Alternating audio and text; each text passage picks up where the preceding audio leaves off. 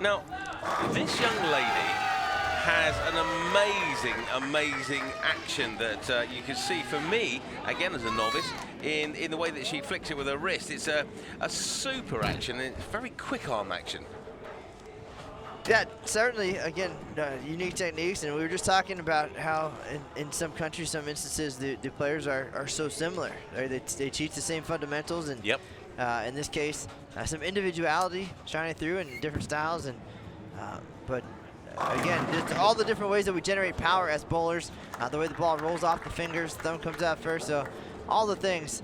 And we'll see it, you know, on the men's side especially, the power players, A.J. Johnson, and then of course the unique Jacob Butchuff, and a little bit more traditional often on the women's side.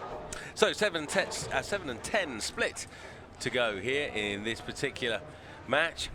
Also, again, you are watching us live around the world, wherever you're watching us. We can also be viewed online via, actually, the wonderful app that I'm about to tell you about, Strike Net. Strike Cloud 360 is the one for you. Strike Cloud 360. Go to your app store and download it for free. The best VR company in the world, YBVR, have provided a fully immersive experience. You can choose the camera angles. You can look at things that you can't see on the TV commentary that we're showing you now. And Team Korea are showing you the way forward. Looking good. The Koreans have been amazing bowlers all the way through these championships, and Matt was telling me earlier on that you know, it's part of a way of life for the Korean team. It's the way that they, you know, they eat, drink, they sleep. Not that the other teams don't, but it's you know, in their culture to make sure that this is part of their way of life. Guatemala taking the stage. Now, also to give a little insight into what's happening here tonight. As we slightly cool off the temperature here in Dubai, we're moving down to around about, yes, you know, cooling off at 27 degrees, around about 84 degrees Fahrenheit for all of you viewers who like to know that sort of temperature. We start to get a bit of humidity onto the lanes, and just before this match started, we had the tech team actually wiping down the surfaces because the bowlers had realized that the humidity had risen literally in about 3 or 4 minutes, and that they were having a problem with their foot holding. So that has been adjusted, and they are good to go. Guatemala is what you're looking at. That's the Guatemala. In fact, that Lung Cha, he looks like he shouldn't be embarrassed about being on TV. He looks like he's down with the kids with that, look at that baseball hat. I couldn't get away with wearing a baseball hat like that. Right, back to the action. Enough of me. Let's listen to that. Well, yes, as we said, the Korean team, the men's team there you're seeing supporting their compatriots, and of course, that is because the men's team are also through to the trio finals tonight. They'll be taking on my co-commentator's national team, Team USA. Koreans are doing very well. Great. What we've seen in these games, Matt, is the way that, and I suppose it's with all bowling, you start well, you kind of put the pressure on the other team almost straight away, don't you? And that's the intention, of course. Go out there, get out to a good start, and make the other team show up. And then sometimes just keeping that pressure on, that's the hardest part. You don't want to let up, you don't want to get complacent. Team Guatemala looking like they're impressed with that shot. Great action there, shot. You see, this is what we're doing here with the IBF World Championship, just changing it up a little gear here in the way that you watch these fabulous bowling shots. Now, in action shot here for you, Korea. This young lady is the one I've been talking about all day, and you can see why. Her bowling action, the whip of the arm, the team supporting her as well. And you can see why. Sun Yin Yang, a great delivery. Look at the composure on her face, and she has delivered that shot time and time again. She seems very happy with that, as you would rightly be.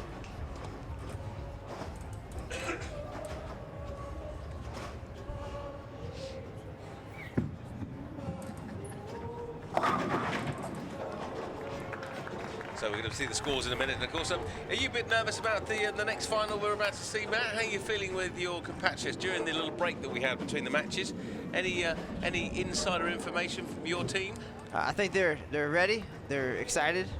Certainly feeling confident coming off of that semifinal win, and they're just looking to get this thing going. It's been a long wait. Yeah, It's been a while since they bowled, and they got to celebrate with Eddie just now with the gold medal for the pair bowling. So they're ready to finish this thing, and they know that I'm going to write a story no matter what, but they're a lot more fun to deal with after they win. Are you quite harsh on them? Are you kind of like, you know what, you blah, blah, blah. Do you kind of go into them, or are you kind of doing it from a kind of constructive criticism?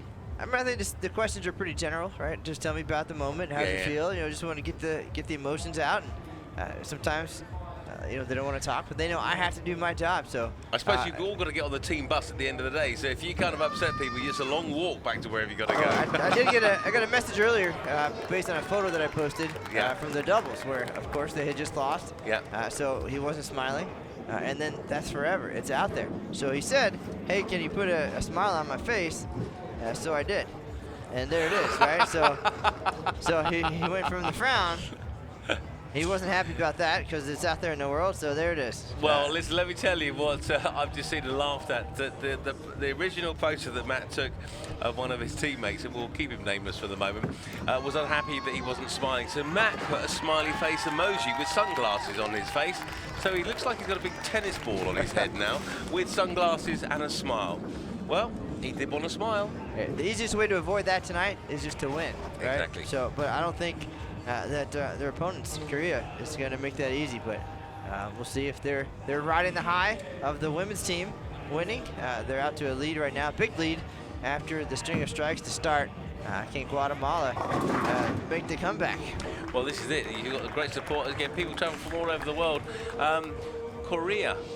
And yes, I'm my Korean love. I'm just saying, oh yes, there's the Korean flag, and there is somebody who needs to turn their screen brightness up. Oh, there we go. She's managed it. I heart you too. Go, Team Korea. Oh, look, in big font as well. I like that. That's the way I like to read my scripts. Anyway, is this game scripted or not? Team Korea doing great things, but Guatemala coming up with a spare. Now, if you are, again, just joining us here in Dubai, we are live from the heart of Expo 2020. I've been saying that a lot over the last few days, and we've got one more day of action tomorrow here in the final day of the IBF World Championships in Dubai, and of course that will be the teams event. Why is that special? Well, I'll tell you a little bit after this ball that we're about to see. Wow, Korea again. As with the men, Matt, strike after strike after strike, firing through in this particular game. The Korea ladies found their way into this championship match, 244-196 over Singapore. And then Guatemala, it was 222-189 over Colombia.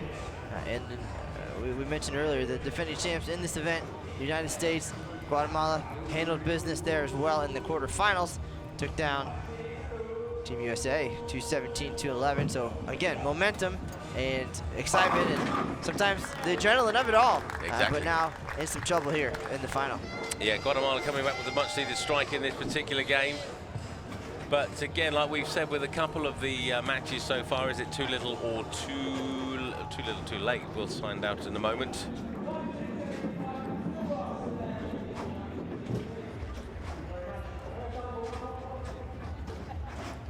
Now, this is the lady we've been talking about all evening, and this time, that was almost like there was that was shot from a cannon. That went straight through the middle of the pins that time. What happened there, Matt? That one looked slow from here, to be honest, and it checked left. So that was down to the ball speed, you think? Because she normally whips her arm through on that one a lot more. Definitely looked slow, and she tugged it a little bit toward the left, and now she's got a pretty tough mess to clean up here. Sun Jin Yang coming up. See what she's going to do here. Try to get that pin reaction to take out the others, and in fact, having a bit of an adverse effect on her overall score there. That's probably the lowest score that she's made so far in these championships. So back to Guatemala we go.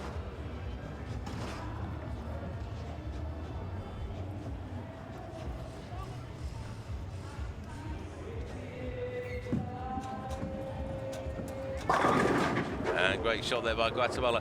Now, if you're listening in the background, you're thinking, what is all that noise going on? It's the IBF World Bowls Championships. This sounds like there's a nightclub or a party going on. Well, there is kind of a way. There are loads of concerts, loads of acts taking place here at Expo 2020, right the way through the night. And, of course, in the evenings, it goes on till some of the evenings until 2 a.m. And, of course, loads of action. Believe it or not, I'll tell you after this particular ball coming down the lane there, and great little spare from Guatemala. Believe it or not, there's a live football match going on behind our fabulous supporters. That's happening care of Manchester. AC Milan actually tonight are hosting their masterclass from Italy, one of the biggest football teams in the world. They're here with their masterclass school, and of course that is the fitness hub.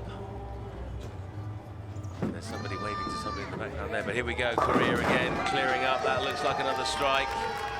And that is, of course, super work from Korea. So Yunmi Ka there, was that strike? Just looking at the numbers, max score here for Guatemala is 195. Korea already there, so they're going to keep this ball on the lane. That's all they need to do, keep the ball in the lane, and it's over. Now, what we're going to do, of course, with that, just give you a highlight of how this particular final will work. It is a race to 2, so it's the first team to score 2 games. At the moment, Guatemala looking like they're going to be going 1 down. Great little clearance there, though. Now, we saw it last night, both matches, 2 games and done. Yeah. Of course, in the event, 1-1.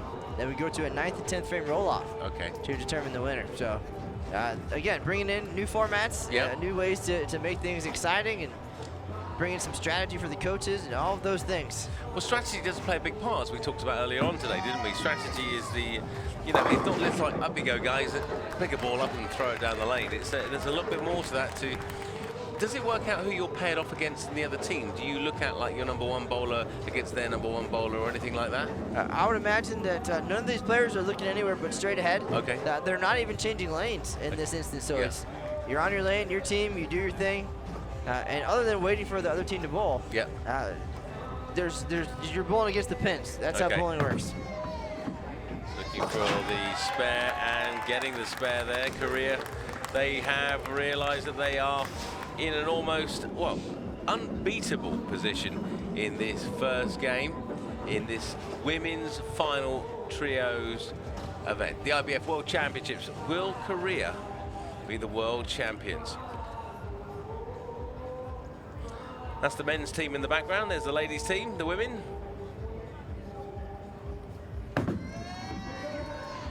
And Korea again, just keep going and keep going with those strikes. That was Sunja Baek. Super shot by her. And there's the 3 gentlemen who will be up against Team USA in a very short time from now.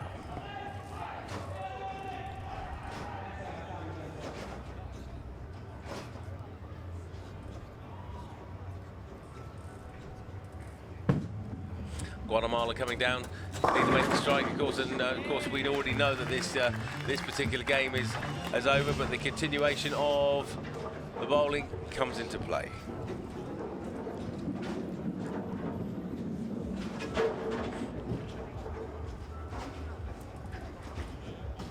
Great overview action of the event here in Dubai.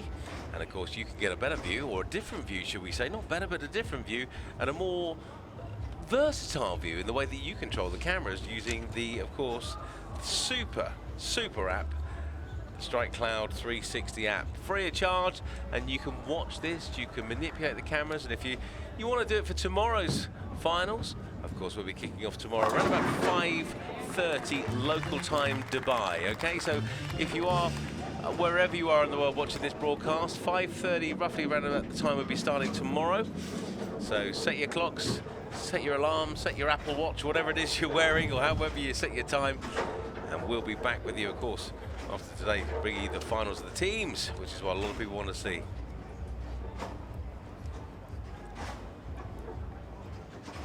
So a lot of local support as well. Of course, we are in the UAE, United Arab Emirates, and of course, this is the home of fabulous sporting challenges. And of course, this event is also sponsored by and supported by the Dubai Sports Council, who are amazingly important in putting this event on, as well as all our other sponsors, Emirates as well, to name but a few of our sponsors, StrikeNet as well, and many, many more.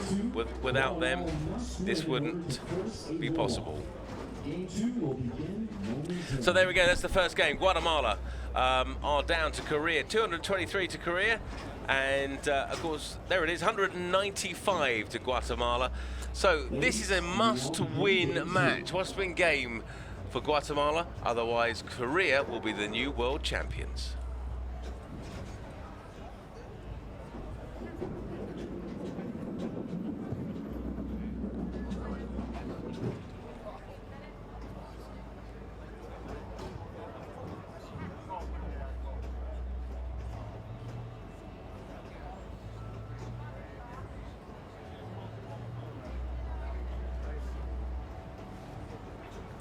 So here we are into game 2.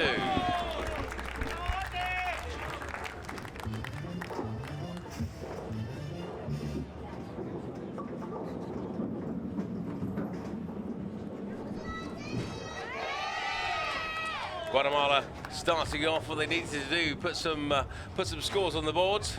But here's this young lady. She has been bowling a dream. Literally only missed one kind of set during these championships.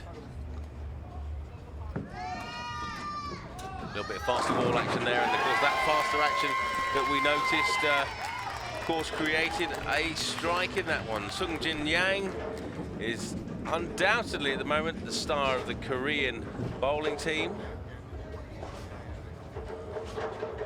We saw the men's team as well, Matt, didn't we? We saw strikes. I think there was only one frame in the entire match that they didn't score a strike in. It was an incredible performance by the men's team. Well, we saw some big numbers this week in qualifying all the events. Again, the general excitement at the stage.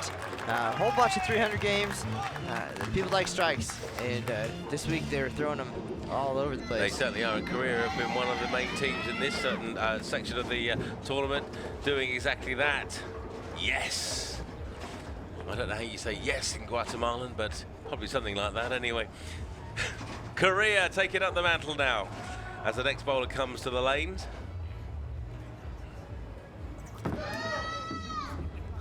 Oh, great shot there, leaving just one high. And there's the men, of course, of the Korean team. There we go, Team Korea. Just in case you didn't know he's from Korea, please don't do anything else. Phew, just in case. Thank goodness for that. That's what we call quick cutting in the trade.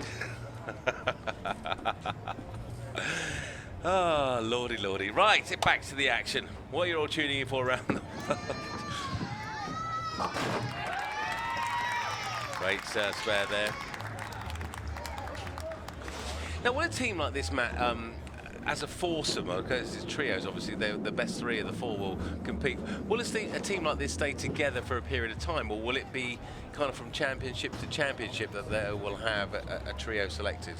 Well, again, in some countries like the Koreas and the Singapores, this is a long-term investment for them, for the team. You're on the team, and then they have their group, their core group. They train. The intention is that they spend their time preparing for these events around the world, around Asia and such. For Team USA, as we discussed, it's a one-year deal. So a lot of players make it for multiple years, but on January 8th, when we're done with the team trials, we could see an entirely new team as well. So this year we see the IBF World Championships Dubai 2021. Have we decided at all where we're going to be seeing this wonderful performance and wonderful athletes take the stage for next year yet? Was that to be decided? It's all pretty much to be determined.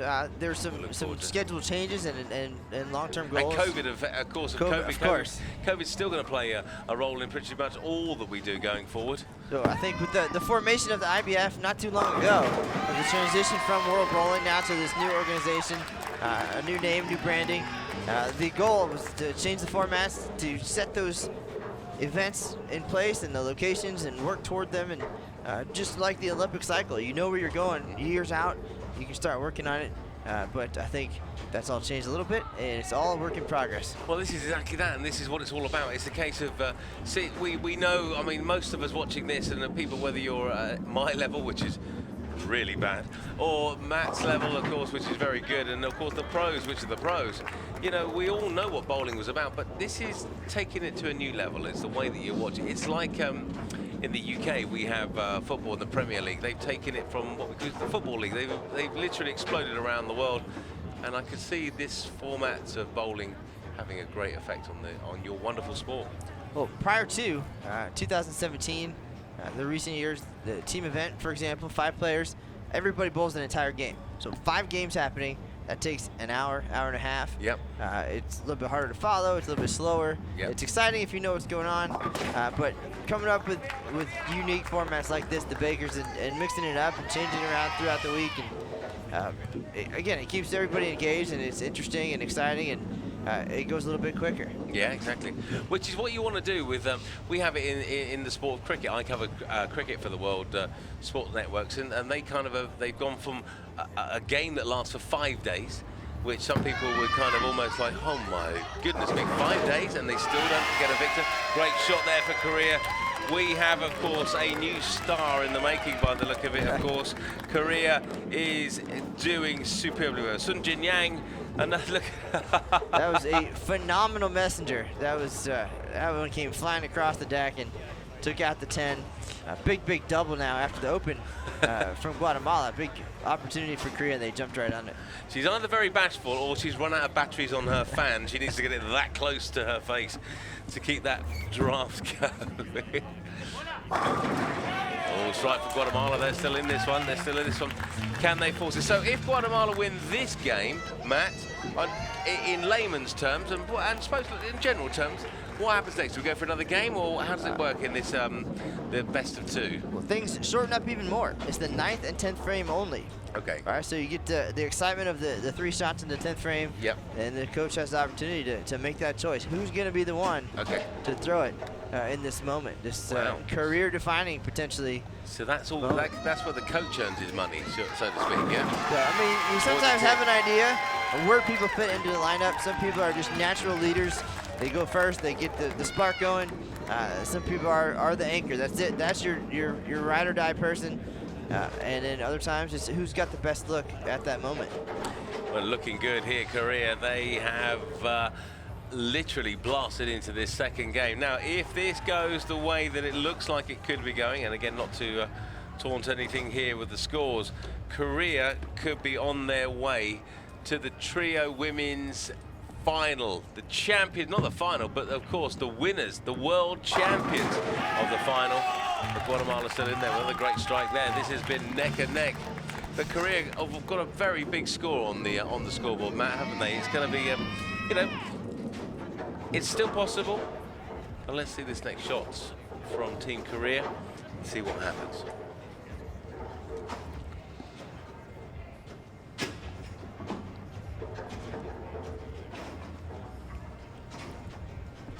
Tension, pressure, stress. But how's it going to work in this game of bowling as we see Korea coming in? Well, none of the above seem to play any part there. No, we call that one the mixer, or the mixer, the light mixer, because it just kind of tickled the head pin, and you hit them thin, and they're spinning all over the place, and there you go. That's it. There it is. That's the mixer. She doesn't quite know it's done it yet, but she literally turns away. I hope that. When you got something in another language, you know, live on TV, you just I'm sure it's a lot of love for the Korean team, of course. Guatemala coming up there, leaving the 10-pin in position.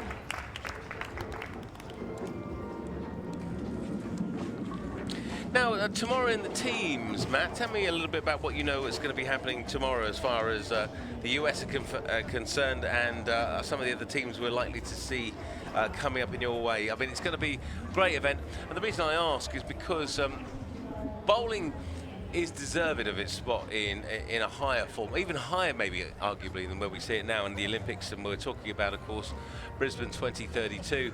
And what we aim to bring this great sport to, and of course with the teams, that could be the concept of this fabulous sport that heads its way. So tell us a little bit about what you know that's happening tomorrow night, Matt. Well, again, the culmination of the whole event, the mixed team and the team event, we're still undecided on who's going to be joining us for the team event. We'll have that tomorrow during the day. Okay. And then our mixed team situation, we'll pull up our strike cloud, and they have the pools, as they call them. Yes. Essentially, we call them brackets. Okay. And then we'll dig through that here in a minute. So I'll get back to the game because Team Korea have done it again. Another great strike from that young lady. She is there, front and center. Now, I know you're doing some other jobs for me, Matt, but what are you seeing on the score there? Does it look all over by the shouting? Where are we still got? You're the man with the figures. Certainly, Korea in control here. Okay. And we're just we're past the halfway point, so Guatemala running out of room. But we've seen things happen in bowling history. Still, you never know. But 9 down, then of course leaving that final one up there. Guatemala still on the edge to force this this playoff in this best of race to 2, as we call it in this brand new format, the IBF World Championships.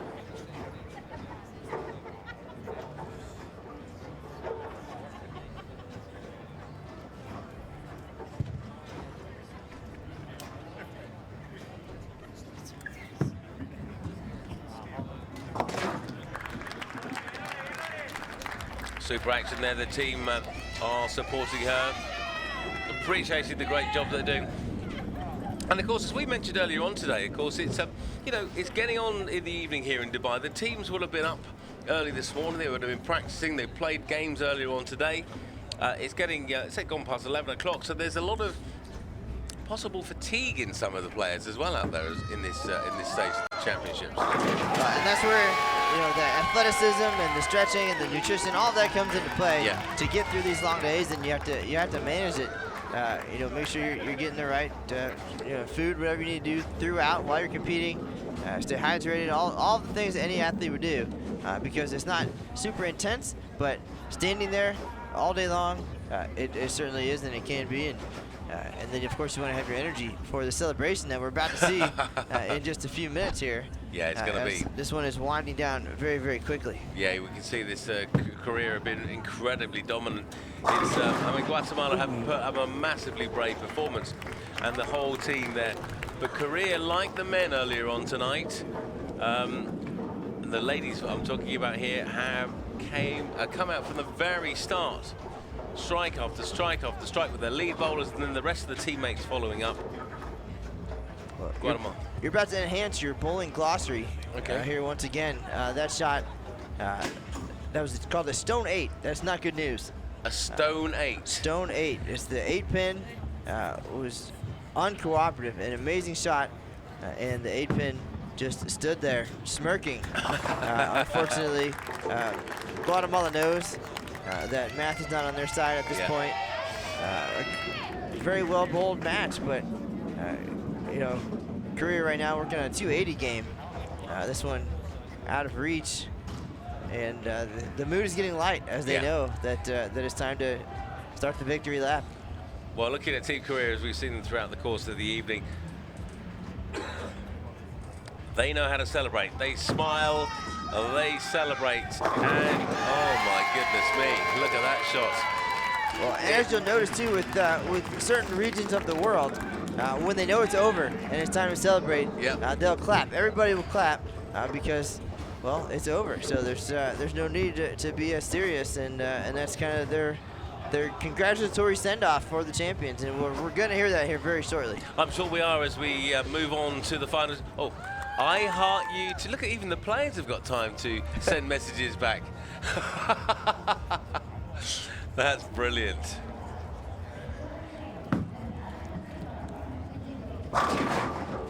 So Guatemala just finishing off their set here.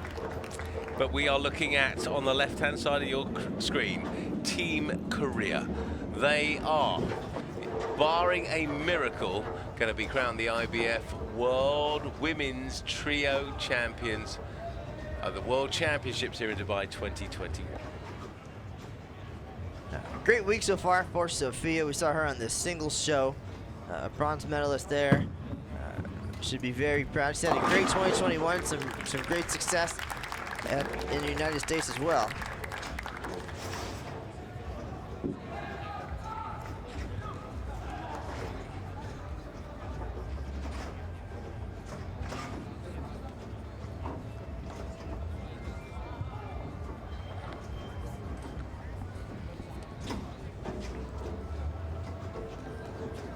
So we're on the edge. The men in the background ready to take their place on to the lanes tonight.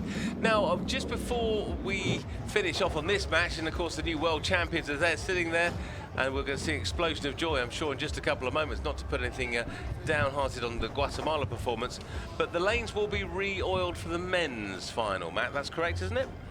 That should be the case. Yep. And, we have Tom Clark, the head of the PBA, in the background, who is has nodded in our direction. That's right, Sir Tom. It is indeed. He tells us it will be re-oiled after this match, and we are coming up to the final moments of what has been a fabulous trio ladies final. Guatemala have done an amazing job, but this young lady for me has been the star of the team. Sun Jin Yang sends down a shot. I jinxed it, Tom Clark just said to me. I'm sorry, Tom. All day she's been hitting strikes, and she left the 7 and 10 pin there on the edge of the lane. I'm not going to say anything else anymore. That's it. So Tom Clark just asked how many times has Korea won this, and you do the same Control F that we did for the Czech Republic, which is at 0. For Korea, it says 108. Now that's not victories. That's just how many times the word Korea appears, and they're going to add their name a couple more times. I think they are, and with a team like that, you can see joyous celebrations from Team Korea. Congratulations from us here in the commentary booth, and of course from their supporters in the stands.